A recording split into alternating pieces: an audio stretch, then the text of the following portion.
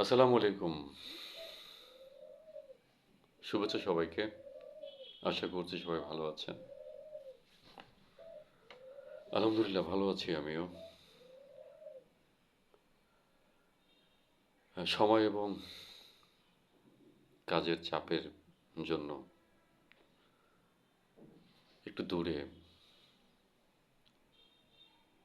তারপরেও মন কিন্তু পড়ে থাকে এখানে কিছু সমসাময়িক ঘটনা, যা আসলে আমাদের ভিতরের যে মনুষ্যত্ব আছে,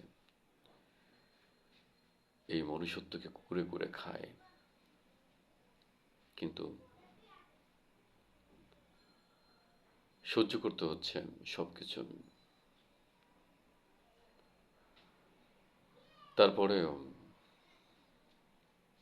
আমরা আমাদের নিজস্ব যে সম্পদ রয়েছে, যে ভান্ডার রয়েছে, সেটি কিন্তু বেশ সমৃদ্ধ। আরো সমৃদ্ধ হচ্ছে। আমরা জানি আজ ১লা ফেব্রুয়ারি জাতীয় বইমেলা শুরু হয়েছে। এটাকে আমরা ২১শে বইমেলা অভিহিত করে থাকি। ঢাকা এবং চট্টগ্রামে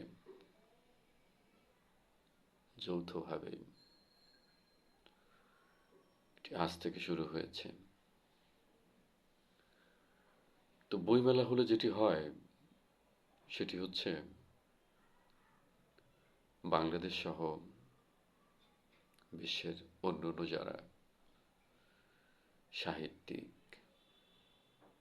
লেখক, কবি, প্রবন্ধকার, অনেক বিখ্যাত ব্যক্তিদের বই পাওয়া যায়।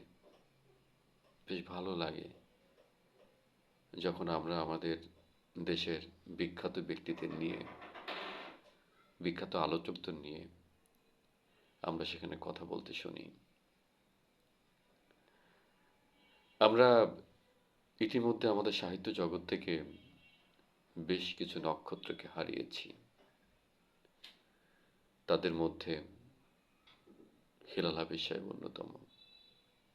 আর আপনারা জানেন হেলাল হাফিজ সাহেবের যে সৃষ্টি, সেই সৃষ্টির প্রতি আমার গভীর প্রেম, আমার ভালোবাসা, আমার ভালো লাগা। কিছুদিন আগে তিনি পৃথিবী থেকে চলে গেলেন, কিন্তু তার অমর সৃষ্টি রয়েছে আমাদের মাঝে। আজ আমি তার একটি কবিতা রয়েছে, যেটির নাম তিনি দিয়েছিলেন। আচ্ছা, নামটি না হয় পরেই বলছি, আগে একটু চেষ্টা করি সেখান থেকে।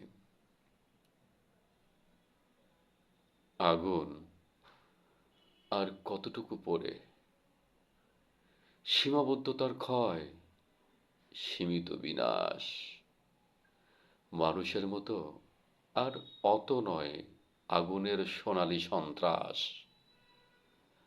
আগুন পোড়ালে তবু কিছু রাখে, কিছু থাকে, হোক না তা ধূসর শ্যামল রং ছাই। মানুষ পোড়ালে আর কিছুই রাখে না, কিচ্ছু থাকে না। খা খা বিরান, আমার কিছু নাই। বাস্তবতা হচ্ছে মানুষের ভিতরে যে ক্ষত সৃষ্টি হয়, যে ধূসর অগ্নি সন্ত্রাসের সৃষ্টি হয়, সেটি আসলে কাউকে বোঝানো যায় না, কাউকে দেখানো যায় না।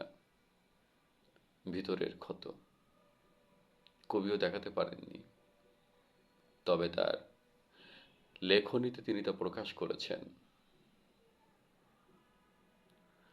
আর তার অমর সৃষ্টির প্রতি আমাদের শ্রদ্ধা, আমাদের সম্মান, তো তার প্রতি অকৃত্রিম শ্রদ্ধা ও ভালোবাসা।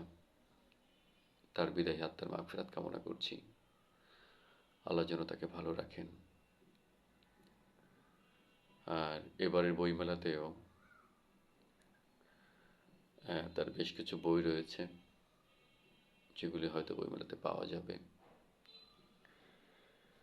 আমার মতো যারা হেলাল হাফিজ সাহেবের বই পড়তে ইচ্ছুক, জানতে ইচ্ছুক, তারা সংগ্রহ করতে পারবেন এবারে বইমেলা থেকে। তো আশা করছি সবাই ভালো থাকবেন, সুস্থ থাকবেন। আসসালামু আলাইকুম।